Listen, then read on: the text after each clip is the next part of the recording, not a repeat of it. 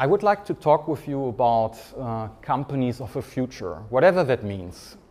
Because this might be for some of you, I looked at some of your profiles on your background. It might be that some of you actually say, oh, Axel, this is like total rubbish. This will never going to be happening in the next 10 years. On the other hand side, for some of you, it is actually quite common, and you see companies like that already right now. And it depends on your standpoint. There's one thing that I promise you. I'm not going to talk about the convergence between agencies and consultancies. So do agencies now become consultancies? Do consultancies now become agencies? Do we actually lose talent? I mean, I'm sure you all have an opinion on that. I personally get super bored of the discussion. But I'm happy. I'm around the whole day today and tomorrow. We can always have a chit-chat, but let's not talk about that in that talk. Instead, how many of you are familiar with S-curves? That's the only academical part that I have in here, just as a promise. For the ones who have never heard about it, I still see it doesn't matter if we take an agency or a Nokia, let's say. We are all in that curve. We have like this business model, and it works perfectly well. We try to squeeze everything out of it to actually grow it, to make it bigger, to make it more successful. And you try to hack it, to actually make it grow super fast. But you come to that point, and this is where I see most of the agencies right now, you come to that point of a decline. And then somehow you have to come up with something very different, because this is going to die. And then you actually have to find a solution which is very different to survive. And to give you one clear example, a positive example, Nokia did that. Most of the people don't know that Nokia originally produced rubber tires. So somehow they were super successful, look it up, producing rubber tires. Woo! And then at a certain moment, I'm not sure if they went immediately from rubber tires to smartphones or to feature phones back then, but they actually switched their business model completely. And I assure you, unfortunately, probably they're in a bad state right now after the feature phones, but this is exactly the moment where you have your pivot, your business model, and have to reinvent yourself. And this is obviously a super, super tough thing to do. I actually forgot, I have that nice chart, like companies, like the biggest companies 10 or 15 years ago, and then on the other hand side, you look at the big players right now, and you would see, without mentioning who they are, that they are not common anymore. So all of the big companies actually have a huge problem to make that shift from one S-curve to the next.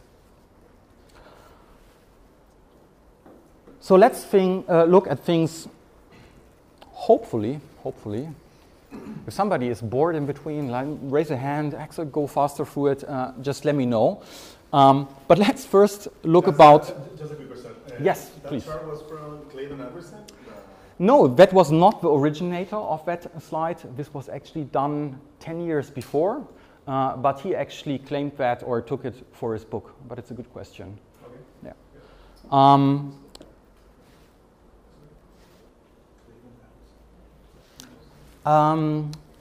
So going back to the target group, I think it is interesting to first look at the people you work with at an agency.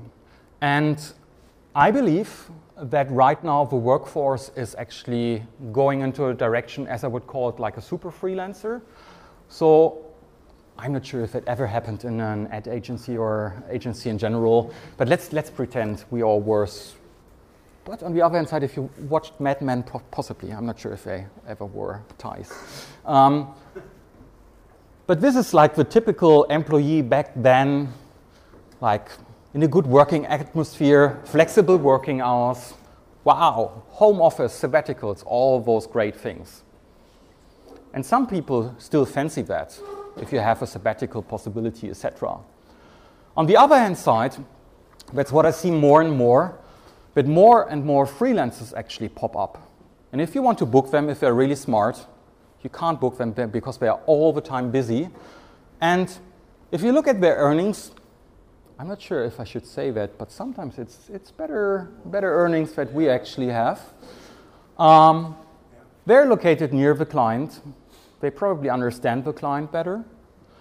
And they're still participating in all those local meetings. They probably get paid on those meetings while we sit in those meetings at parts. And to push that further out, and this is not a testimonial. I don't know about that guy. Those people actually, this is a freelancer, and this is a guy, as I would call, a super freelancer. And I will explain in a second what I actually mean by a super freelancer, because a super freelancer actually has super freedom, as I would say. So probably that person doesn't have to sit at the local client anymore. Probably that person can actually join virtual meetings. Probably that person is a digital entrepreneur and doesn't have to be on site all the time. So let's play with that a little bit. And I'm sure, and I come up with some stats, so the second academic slide in a second. I actually believe that the workforce right now is transforming into, I would call them lone fighters or individual lone fighters. And now the fancy part. That's where I would like personally to work. To come up with some stats, and I clarify that in a second, I did some stats on how those super freelancers, what's the amount of super freelancers in the possible future. And the assumptions are that around 2035, not super far out, we have 9 billion people, 6 billion out of them are actually working. And now do the complicated math. Out of those 6 billion working, we have 50% freelancers. So 3 billion. So 1 out of 3 becomes, as I would call it, a super freelancer. To back it up with some stats. Why is it possible that actually people become a super freelancer? Let's start with a funny one.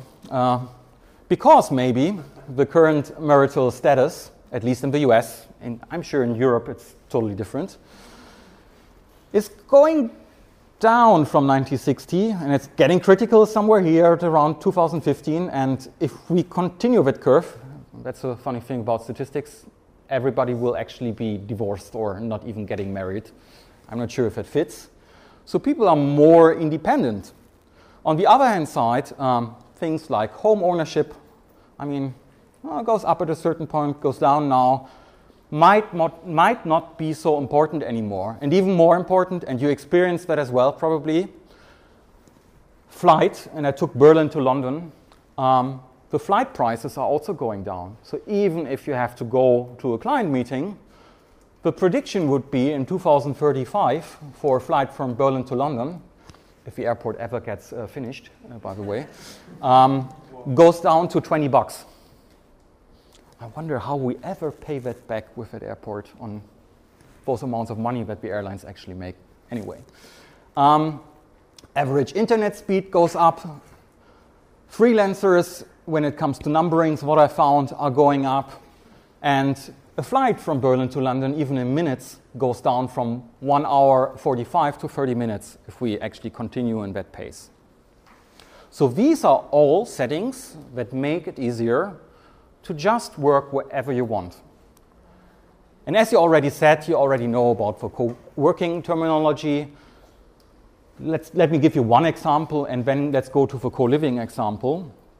If we look at the co-working, I actually visited that space in Ubud in Bali, and this is actually your working environment. So you sit there, you actually pay a dime a day, and you can work. And again, if I'm not married, if I don't have kids, etc., or even with kids, this is a nice working environment, at least for younger target audience. And the statistics show within co-working that the demand is actually heavily increasing. And you know companies like WeWork, which get like billion investments from SoftBank. So this is definitely a market that is heavily growing. On the other hand side, co-living models. I'm not sure if you know, this is exactly an example what WeWork did in a couple of cities in the US. They opened WeLive. So basically you get also along the co-working space, you get an apartment for 1, 2, or 3 people. It's all furnished. You just pop up there. It's nicely done as well. And you can actually start working and living in a city. And if you want, you can fly out to another city each other day and have the same experience. Additionally, it is interesting on all the services that WeWork actually offers. And if you think WeWork is actually only a co-working space, you're damn wrong. Because what they offer as well is a mobile application. You actually have access to a community that is right now above 100,000 members. And you also have a job sharing pool in there. So they actually help you out to find a job as a creative or non-creative, doesn't matter. On top, they sell you in a concierge service, so you have a full-time community concierge and housekeeping team, so you don't have to care about that. They actually have areas where you can meet other people, like a chef's kitchen, a laundry, an arcade room, a yoga studio, etc., to bring all the people together, to create a network. And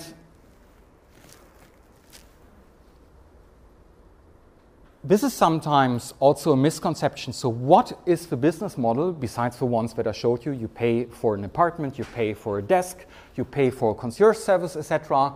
What is the business model behind WeWork?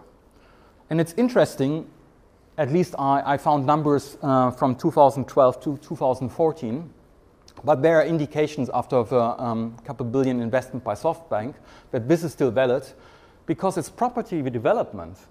So they actually take an area which in the beginning wasn't the best area, and because they dragged all the creative talent in,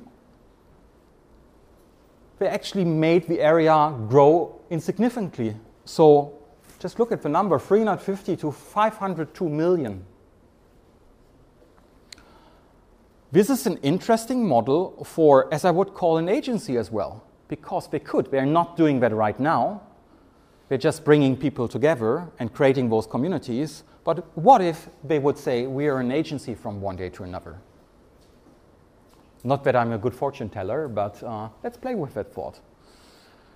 So I'm asking you, for your talent or for yourself, what actually makes more sense from a cost of living perspective? And this is like very famous between people who do travel around the world and work from abroad, places like Chiang Mai in Thailand. And on the other hand side, yes, I know, extreme, London, England. So you have a 4-person family, a monthly cost of €1,500 without rent in Chiang Mai. On the other hand side, you already have without rent in London, and it's damn expensive. You have around $3,000 in London that you just pay for nothing. So my question is, if you have younger talent, would you rather work here in that environment, or would you actually work here? One example, the company who's playing very well on that, and they got heavily venture capital in, is Roam, R-O-A-M. And they do have different different co-living spaces in Miami, Tokyo, San Francisco, Bali, and London. And what they actually do is, it looks like, by the way, like this one. So for about $1,800 a month, you can actually use every co-living space. So you have the living, you have the working, you have the dinner, etc. You have the yoga places and everything, the community in place. You pay $1,800 and you just fly around locations. It's still expensive locations, most of them besides Bali. But just play with it and just think about if it would be cheaper places where the community is actually at. This would be amazing for an agency. let's strike out the agency, because if you're a super freelancer, you might not actually be dependent to an agency. So how do those people actually get their jobs? And I'm not sure if you're aware of those platforms, like for example, Upwork. Upwork is a platform where you can actually get creative jobs, writer jobs, whatever that would be, and you can get your talent from all over the world. And I used that several times. Even if you're a marketing company, you could find someone for a blog post or anything similar for a dime. Because those people might sit somewhere in the world. They might even be European and have lower costs and offer their services throughout that platform. And right now, they're about earnings from more than 1 billion on Upwork, only on that platform. And I guarantee you, like with Fiverr, for example, there are other platforms like that as well. And it's a distributed model of an agency, and this is where you can find jobs. And it gets even easier if you are a coder. There are also platforms where you can do some consultant's job via video conference. You get up to $200 an hour, no matter where you are. And I think this is interesting that you can get your jobs like that now.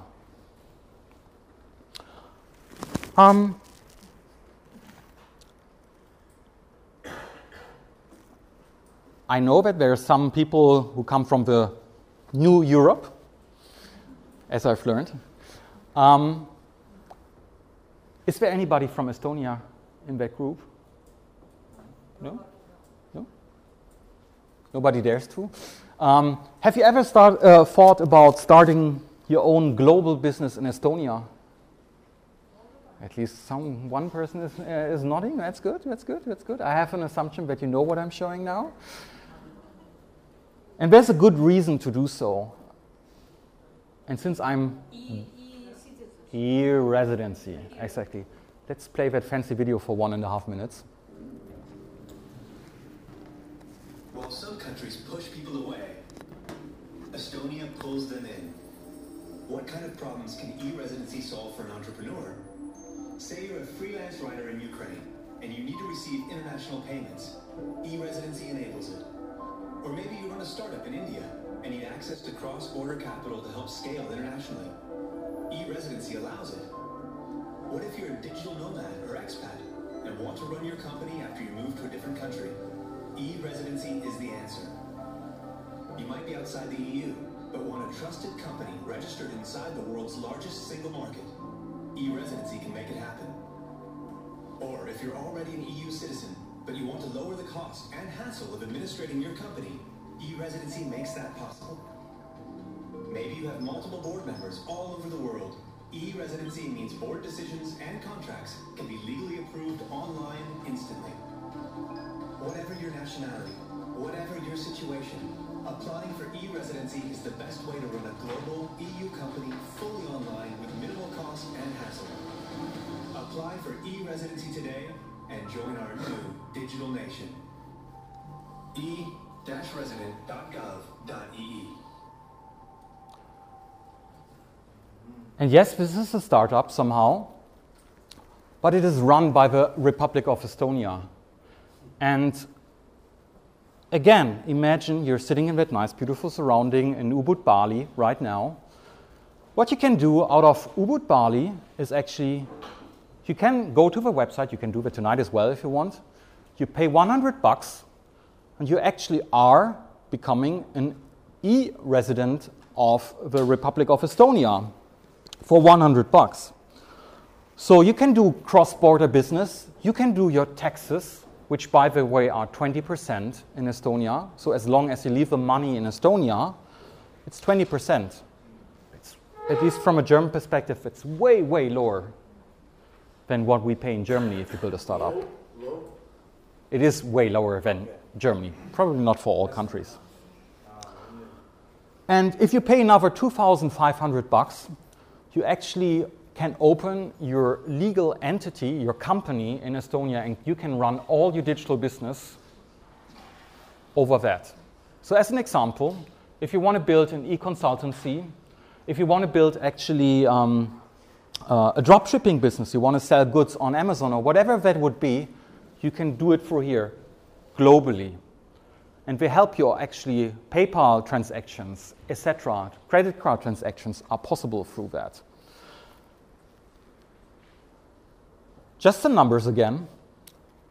This Estonian economy already have raised 14.4 million back in the first 3 years out of those offerings. It's still niche. But the prediction is that they make 1.8 billion by 2025, which isn't so far out. There are a couple of other parts in the world, like if you go to Zug, which is a part in Switzerland, a city in Switzerland or a canton. They have something similar in place. They have the same in Delaware, in the US. There are a couple of places like that, but here we have a whole state who is offering something like that. Oh, wait, before I press that.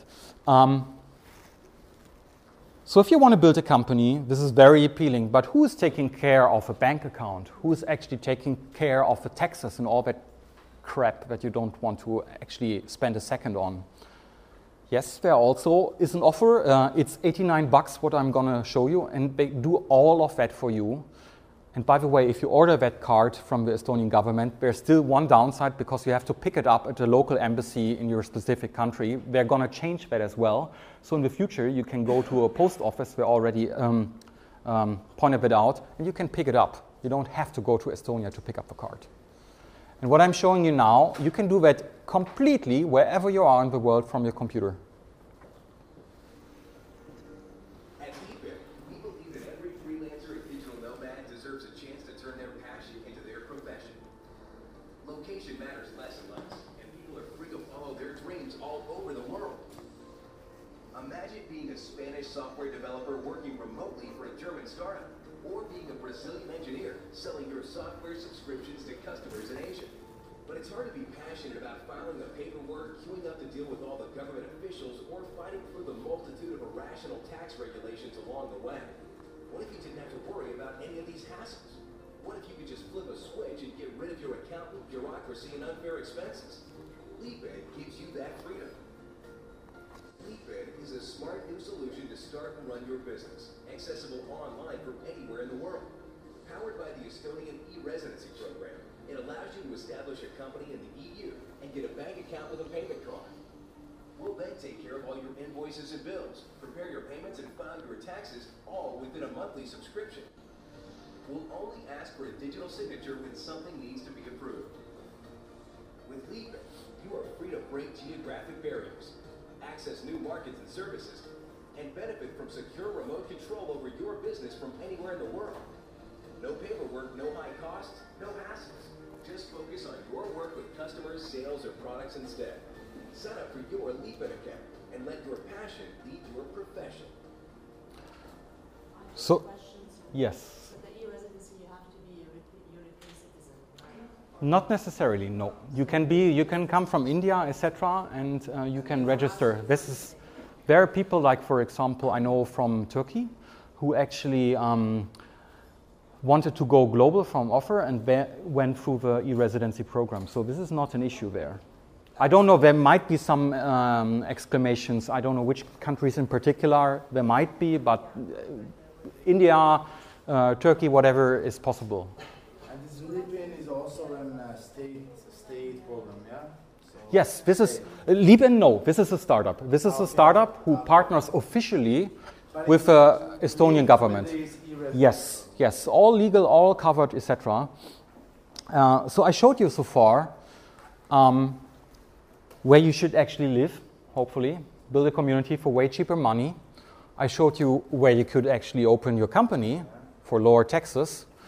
And by the way, they also scan your mail. You have a mail address. You get all the mails in a scanned way. So whoever sends letters there, you receive that digitally. But for me now is the question, how do I launch a global product and how do I finance it? Let me give you one example what we did at Frog Ventures. This is actually a company called Heatworks, and I have to read it out because it's so many buzzwords. A new cloud-connected, tankless electric water heater, and mobile application. How the hell does that look like? It actually looks like that. So this is like your typical water heater. It is designed, right? I'm kidding. And then you can actually do accuracy settings on that application. And when we actually built that, this was the physical product and the app design. We did that within 9 weeks. And then we actually, this is brand new, we presented that at CES. We thought about how can we actually produce some additional devices that works with that heater. And in case, this is a dishwasher, but it's not only a dishwasher because you can also do sous vide cooking with it. You can actually sterilize your baby bottles and things like that. And this is something that we built for a global market. Still, back to the financing. It is traditional financing, right? Because somebody said, I got the money from somewhere. Please, dear frog, actually produce that thing, which is quite traditional, right? On the other hand side, I should have asked you that question instead of answering it myself. Damn it. But I can ask you that. Do you have other ideas how we could finance something? Yes, exactly. This is exactly what we did with Level. And it's a first wearable to measure hydration. There's a fancy video in there as well. We don't have to watch the whole thing. Look better. We just are better. And it's American, we are better. But It is the first and only wearable to measure your hydration, letting you know precisely how much water you need to feel and perform your best.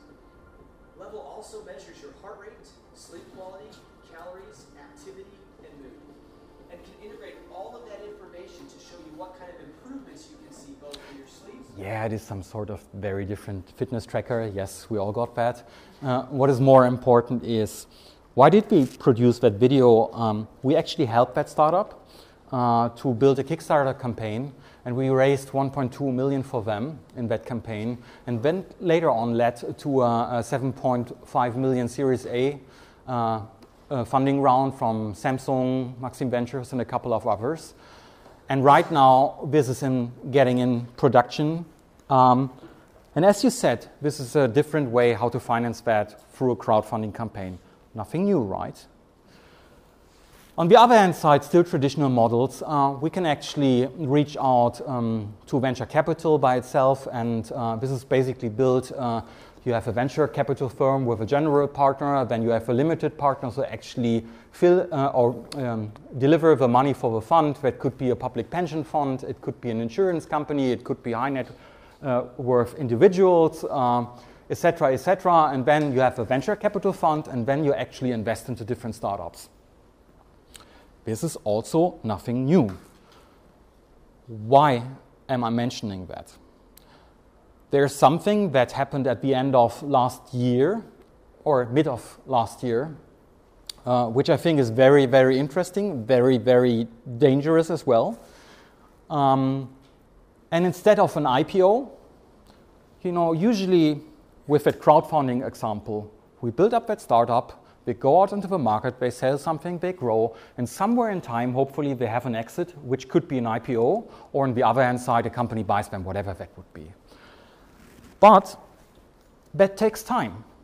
And an IPO is actually quite, if you ever did that, is quite a lot of effort to put in, time-wise, bureaucratic shit, right? And it can still fail. What happened mid of last year is a so-called ICO. So this is on top of something called the blockchain, which still most of people actually confuse with a cryptocurrency like Bitcoin. In the end, I don't want to go into a detailed blockchain discussion what it is, but I can try to describe it very easily. It is actually a distributed ledger, and on top you might have a cryptocurrency like Bitcoin or Ethereum or any other. What is interesting is, first, Bitcoin and the blockchain were actually hooked up together. And then a team, for example, of guys from Ethereum, they actually extracted that, they enriched the blockchain, and through that you can actually now store so-called smart contracts, for example. So these are contracts that are machine readable, that actually can't be faked. And by that, on Ethereum, you can also build your own currency on top. I know this is complicated shit. I try to actually explain it a little bit easier. From the process, it is interesting because actually you as a startup, without even having a prototype, this is what happened. They said, this is the team, this is our vision, and who wants to invest into that startup and do an ICO with us? In return, you actually get our own currency, which is cool because you can immediately trade it, even if they haven't produced anything so far. So it's pure trust in the company and the founders. As probably if you have ever dealt with venture capital, you know that the founders are important anyway, so that might be the same issues. But in that case, you had people investing with other cryptocurrencies into those startups to actually back them up. And the shares can already be traded on cryptocurrency platforms.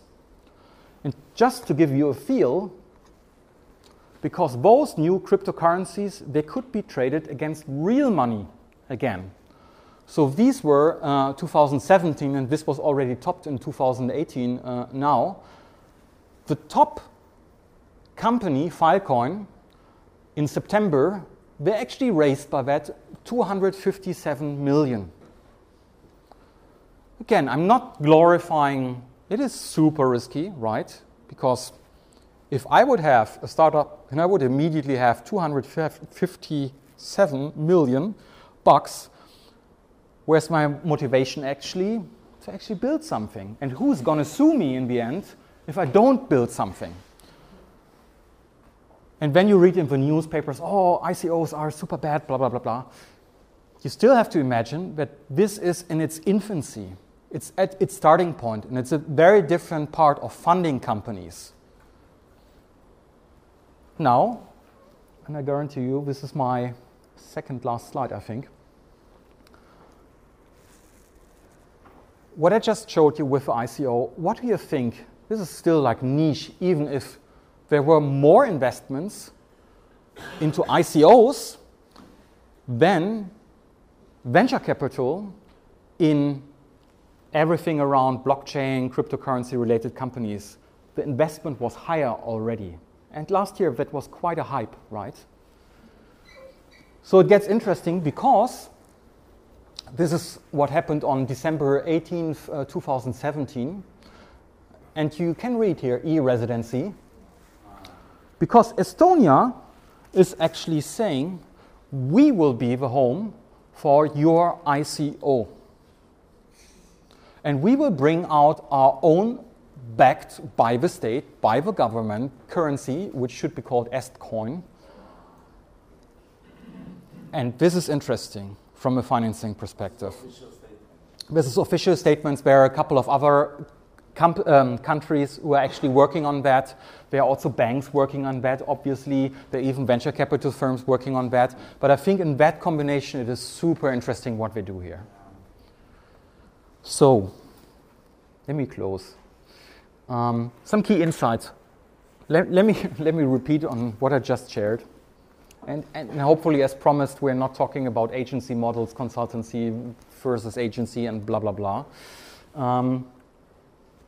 So this is something that I think you should remember. Often it's the same business model delivered differently that differentiates. So what I've just shown you by its each individual piece might not be special. But if you look at it and try to bring it together, this is something interesting. And this could actually really, I hate the word, disrupt an industry or multiple industries.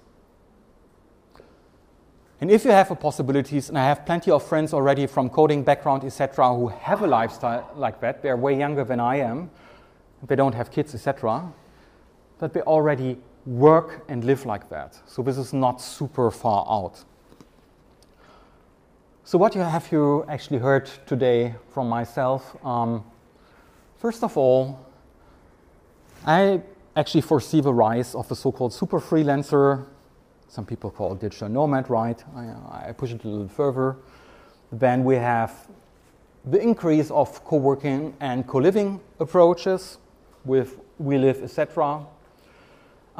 We have remote jobs that are possible through Upward. And on the other hand side, you can start a global business in Estonia right now.